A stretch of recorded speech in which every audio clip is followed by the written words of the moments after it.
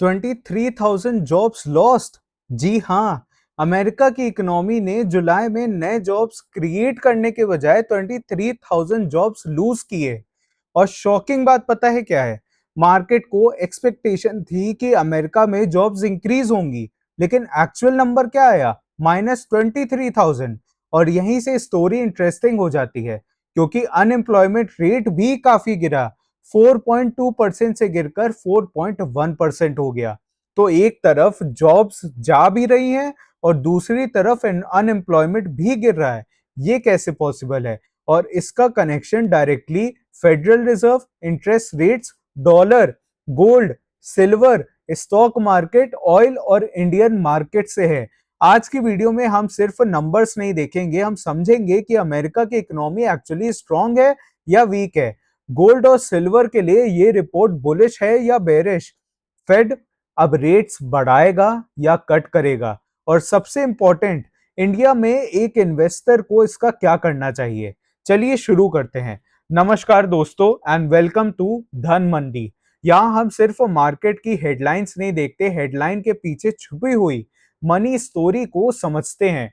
और आज का डेटा पर्टिकुलरली इंपॉर्टेंट है क्योंकि अमेरिका की इकोनॉमी दुनिया की सबसे इंपॉर्टेंट और सबसे बड़ी इकोनॉमी है। यूएस डॉलर ग्लोबल ट्रेड में डोमिनेंट है। यूएस इंटरेस्ट रेट्स दुनिया के कैपिटल फ्लोस को इन्फ्लुएंस करता है। और जब अमेरिका में मॉनेटरी पॉलिसी चेंज होती है तो उसका इफेक्ट इंडिया तक पहुंचता है। So let's start with the numbers. US का डेटा क्या कह रहा है, आइए ये समझते हैं। सबसे पहले आप स्क्रीन पर ये नंबर्स देखिए। Number 1, non farm payrolls. Market expectation थी कि अमेरिका में रफली पॉजिटिव जॉब क्रिएशन होगी, लेकिन एक्चुअल रिजल्ट क्या आया? -23,000 जॉब्स। मतलब इकोनॉमी ने जुलाई में नेट बेसिस पर जॉब्स ऐड नहीं की, बल्कि जॉब्स लूज की। और जून का फिगर भी डाउनवर्ड रिवाइज होकर -20,000 हो गया। ये इंपॉर्टेंट पॉइंट है क्योंकि एक वीक मंथ को हम इग्नोर नहीं कर सकते। लेकिन जब करंट नंबर वीक हो और प्रीवियस नंबर्स भी रिवाइज डाउन हो रहे हो तो सिग्नल ज्यादा मीनिंगफुल हो जाता है। Number 2, unemployment rate. अब यहां कंफ्यूजन स्टार्ट होती है, ध्यान से सुनिएगा। अनएम्प्लॉयमेंट रेट 4.2% से 4.1% आ गया। नॉर्मली हम लोग सोचते हैं कि ग्रेट, बहुत अच्छा है कि अनएम्प्लॉयमेंट कम हो गया, इकोनॉमी स्ट्रांग हो रही है। लेकिन जरूरी नहीं है, क्योंकि अनएम्प्लॉयमेंट रेट सिर्फ जॉब्स का नंबर नहीं होता, इसका रिलेशनशिप लेबर फोर्स के साथ भी होता है। और यहाँ एक और इंपॉर्टेंट नंबर है, number 3, labour force participation rate. Participation rate 61.7% से 61.4% आ गया। मतलब लेबर फोर्स में एक्टिवली पार्टिसिपेट करने वाले लोगों का शेयर डिक्लाइन हुआ, कम हुआ। और इसी वजह से अनएम्प्लॉयमेंट रेट नीचे आ सकता है even when the labour market itself is weakening. Simple example से समझते हैं। अगर कोई बंदा जॉब सर्च ही करना बंद कर देता है तो वो ऑफिशियली अनएम्प्लॉयड कैटेगरी में नहीं भी आ सकता है। इसलिए अनएम्प्लॉयमेंट का 4.1% नंबर देखकर इमीडिएटली ये कंक्लूड करना कि लेबर मार्केट स्ट्रांग हो गया, गलत इंटरप्रिटेशन होगा। वेजेस का नंबर और भी इंपॉर्टेंट है। अब आते हैं वेजेस पर। Average early earnings month on month है 0.1% वर्सेस एक्सपेक्टेशन थी 0.3% की। और year on year wage growth 3.2% versus expectation थी 3.5% की। ये नंबर गोल्ड के लिए पर्टिकुलरली इंपॉर्टेंट है। क्यों? बिकॉज वेजेस और इन्फ्लेशन का स्ट्रॉन्ग रिलेशनशिप होता है। अगर वेजेस एग्रेसिवली ग्रो कर रही होती तो फेड को इन्फ्लेशन के अगेंस्ट ज्यादा कॉशियस रहना पड़ता। लेकिन अगर वेज ग्रोथ कूल डाउन हो रही है तो इन्फ्लेशनरी प्रेशर पोटेंशियली रिड्यूस हो सकता है। और यहीं से मार्केट का नेक्स्ट क्वेश्चन आता है कि फेड क्या करेगा। फेड के लिए रिपोर्ट क्या कह रही है, आइए ये समझते हैं। फेडरल रिजर्व के पास ब्रॉडली दो प्रॉब्लम्स होती हैं। पहला है इन्फ्लेशन और दूसरा है एम्प्लॉयमेंट। अगर एम्प्लॉयमेंट बहुत स्ट्रांग है और इन्फ्लेशन हाई है तो फेड रेट्स हाई रख सकता है। लेकिन अगर लेबर मार्केट रैपिडली वीकन होने लगे तो excessively high interest rates economy को और डैमेज कर सकते हैं। अब करंट डेटा देखिए। Jobs negative, wage growth cooling, participation down, unemployment slightly down. तो पिक्चर कंप्लीटली स्ट्रेट फॉरवर्ड नहीं है, लेकिन मार्केट ने इस रिपोर्ट को ब्रॉडली हॉकिश इंटरप्रेट किया। Reuters reported that US rate futures reduced expectations for a September rate hike following the jobs data, while stocks advanced and treasury yields fell। और यहीं से गोल्ड और सिल्वर की story start होती है। Gold पर क्या असर पड़ेगा? गोल्ड का रिलेशनशिप यूएस इंटरेस्ट रेट्स के साथ बहुत इंपॉर्टेंट है। इमेजिन करिए, अगर यूएस इंटरेस्ट रेट्स हाई हैं तो इन्वेस्टर्स को बॉन्ड्स और अदर डॉलर डिनोमिनेटेड एसेट्स से अट्रैक्टिव यील्ड मिल सकती है। गोल्ड कोई इंटरेस्ट पे नहीं करता, आप भी जानते हैं, मैं भी जानता हूं, मेरे काफी वीडियोस में मैंने ये चीज डिस्कस भी की है। इसलिए high real yield generally gold के लिए हेडवाइंड हो सकती हैं। लेकिन अगर मार्केट को लगने लगे कि फेड रेट्स को एग्रेसिवली हाई रख नहीं पाएगा या फ्यूचर में रेट्स लोअर हो सकते हैं, तो गोल्ड का अपॉर्चुनिटी कॉस्ट रिड्यूस होता है और फिर गोल्ड अट्रैक्टिव हो सकता है। इसी रीजन से weak US jobs data historically gold को सपोर्ट कर सकता है। रीसेंट मार्केट रिएक्शन भी इसी डायरेक्शन में था। वीक जॉब्स डेटा के बाद गोल्ड और सिल्वर दोनों हायर मूव हुए। लेकिन एक important warning, weak jobs report का मतलब ऑटोमेटिकली गोल्ड अब सीधा ऊपर जाएगा ऐसा नहीं है। गोल्ड को साइमल्टेनियसली देखना पड़ेगा US dollar, treasury yields, Fed expectations, inflation, geopolitics, central bank buying और ईटीएफ फ्लोज।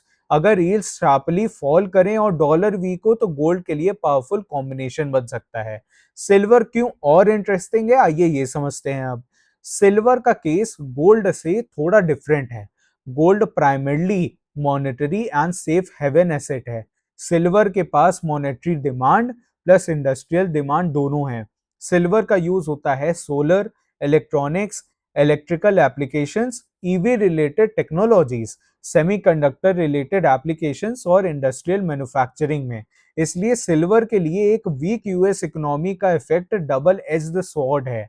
नेगेटिव साइड, अगर यूएस इकोनॉमी जेन्युइनली रिसेशन में चली जाती है तो इंडस्ट्रियल डिमांड स्लो हो सकती है and that can hurt silver.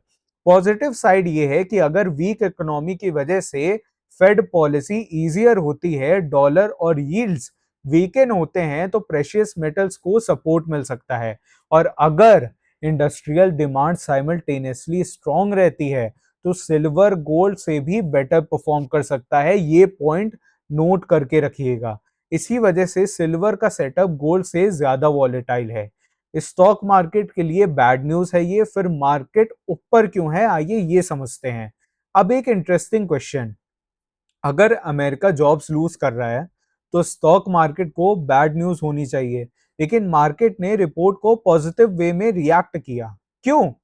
Because markets future को प्राइस करते हैं। अगर इन्वेस्टर्स बिलीव करते हैं कि वीक इकोनॉमी का मतलब lower inflation pressure and lower inflation pressure less hawkish Fed and less hawkish Fed का मतलब लोअर रेट्स, तो स्टॉक्स को रिलीफ मिल सकता है। Reuters reported that US stocks advanced after the soft jobs report eased rate hike concerns। लेकिन ये equation हमेशा काम नहीं करेगी। अगर लेबर मार्केट वीकनेस एक्सट्रीम हो जाए और इन्वेस्टर्स रिसेशन से डरने लगे तो सेम वीक डेटा स्टॉक्स के लिए नेगेटिव बन सकता है। सो रिमेंबर, माइल्ड स्लोडाउन का मतलब potentially bullish for markets, severe recession का मतलब पोटेंशियली बेरिश। यही डिफरेंस समझना बहुत इंपॉर्टेंट है।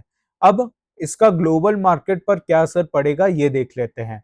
अमेरिका सिर्फ अमेरिका नहीं है। US monetary policy global liquidity को अफेक्ट करती है। अगर यूएस यील्ड्स फॉल करते हैं तो ग्लोबल इन्वेस्टर्स के एसेट एलोकेशन डिसीजंस चेंज हो सकते हैं। डॉलर वीक होता है तो कमोडिटीज के लिए सपोर्ट मिल सकता है और इमर्जिंग मार्केट्स को भी रिलीफ मिल सकता है।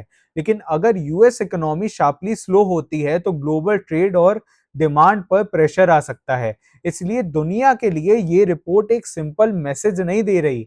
It's saying the US economy may be losing momentum and now markets have to figure out slow down कितना डीप है। अब इंडिया पर क्या असर पड़ेगा? सबसे इंपॉर्टेंट पार्ट है India. US jobs data India को डायरेक्टली जॉब्स रिपोर्ट के थ्रू इफेक्ट नहीं करता, लेकिन इनडायरेक्ट चैनल्स बहुत पावरफुल हैं। Number one, dollar rupee. अगर यूएस रेट्स लोअर होने की एक्सपेक्टेशन इंक्रीज होती है, डॉलर वीकन हो सकता है। अगर डॉलर वीक और रुपए रिलेटिवली स्टेबल या स्ट्रांग होता है, तो इंडिया के लिए इंपोर्टेड कमोडिटीज का प्रेशर रिड्यूस हो सकता है, specially oil. Number two, gold in India. India में गोल्ड का प्राइस सिर्फ इंटरनेशनल गोल्ड से डिसाइड नहीं होता। रफली समझिए, international gold price plus dollar rupee price plus import related cost plus domestic demand, ये सारे फैक्टर्स मिलकर इंडियन गोल्ड प्राइसेस को इन्फ्लुएंस करते हैं। इसलिए इंटरनेशनल गोल्ड बुलिश होने के बाद भी अगर रुपी शार्पली अप्रिशिएट करे, तो इंडियन गोल्ड का अपसाइड पार्शियली ऑफसेट हो सकता है। बट इफ गोल्ड ऊपर जा रहा है प्लस डॉलर रूपी ऊपर जा रहा है, दोनों साथ में मूव करे, तो एमसीएक्स या फिर इंडियन गोल्ड प्राइसेस को स्ट्रॉन्ग सपोर्ट मिल सकता है। इंडियन स्टॉक मार्केट के लिए क्या है, वीक यूएस इकोनॉमी का इंडिया पर मिक्स्ड इंपैक्ट हो सकता है। आईटी कंपनीज के लिए US slowdown means corporate technology spending pressure, that can be negative. लेकिन लोअर यूएस रेट्स और ग्लोबल लिक्विडिटी इमर्जिंग मार्केट्स के लिए पॉजिटिव हो सकती हैं। बैंकिंग, फाइनेंशियल, कमोडिटीज और एक्सपोर्टर्स सब पर इफेक्ट डिफरेंट हो सकता है। सो डोंट थिंक कि यूएस वीक आया तो इंडिया भी वीक होगा। It's much more complicated. Long term investor को क्या करना चाहिए, अब ये समझते हैं। अब सबसे इंपॉर्टेंट क्वेश्चन है कि क्या आपको गोल्ड खरीद लेना चाहिए, सिल्वर खरीद लेना चाहिए, स्टॉक सेल कर देना चाहिए? मेरा आंसर है, एक सिंगल जॉब्स रिपोर्ट पर पोर्टफोलियो डिसीजन मत लीजिए। लॉन्ग टर्म इन्वेस्टर को एक रिपोर्ट नहीं, ट्रेंड देखना चाहिए। आपको नेक्स्ट कुछ रिपोर्ट्स में ये चीजें मॉनिटर करनी चाहिए। अनएम्प्लॉयमेंट ट्रेंड, क्या अनएम्प्लॉयमेंट कंटिन्यूअसली राइज कर रहा है? पेरोल ट्रेंड, क्या जॉब क्रिएशन वीक कर रही है? वेज ग्रोथ, क्या वेजेस फर्दर कूल होती हैं? इन्फ्लेशन, क्या इन्फ्लेशन एक्चुअली डिक्लाइन कर रही है? फेड पॉलिसी, क्या फेड इंक्रीजिंगली डॉविश हो रहा है? And last, dollar and treasury yields, क्या डॉलर और यील्ड सस्टेनेबली लोअर जा रहे हैं? अगर ये सारे सिग्नल्स एक डायरेक्शन में अलाइन होते हैं, तो गोल्ड के लिए एनवायरनमेंट सिग्निफिकेंटली स्ट्रॉन्गर हो सकता है, और सिल्वर में मॉनेटरी प्लस इंडस्ट्रियल डिमांड का कॉम्बिनेशन पावरफुल हो सकता है। तो दोस्तों, आज की रिपोर्ट को सिर्फ एक नंबर के थ्रू मत देखिए। -23,000 जॉब्स हेडलाइन है, लेकिन एक्चुअल स्टोरी है weak payrolls, cooling wage growth, lower participation, slightly lower unemployment, और अब मार्केट का फोकस एक ही चीज पर है, और वो है फेड। अगर यूएस इकोनॉमी स्लो होती है और इन्फ्लेशन भी कूल होती है, तो फेड के लिए ईजियर मॉनेटरी पॉलिसी का दरवाजा खुल सकता है। और अगर डॉलर और यील्ड्स उसके साथ वीकेन होते हैं, तो गोल्ड और सिल्वर को एक पावरफुल टेल विंड मिल सकती है। लेकिन अगर इकोनॉमी वीक हो और इन्फ्लेशन हाई रह जाए, तो सिचुएशन कंप्लीटली डिफरेंट होगी। That's the real risk. इसलिए इन्वेस्टर को सिर्फ जॉब्स नंबर नहीं, jobs plus inflation plus Fed plus dollar plus yields plus commodities को एक साथ देखना होगा। अगर आपको गोल्ड, सिल्वर, इकोनॉमी, जियोपॉलिटिक्स और वेल्थ क्रिएशन को हेडलाइन से नहीं, मनी फ्लो और मैक्रो इकोनॉमिक्स के थ्रू समझना है, तो धन मंदी को सब्सक्राइब कीजिए। क्योंकि यहाँ हम सिर्फ ये नहीं पूछते कि मार्केट में क्या हुआ, हम पूछते हैं मार्केट में ये क्यों हुआ और इसका नेक्स्ट इम्पैक्ट कहाँ पड़ेगा। मैं बोलूंगा नेक्स्ट वीडियो में। तब तक stay informed, stay patient and think long term. जय हिंद।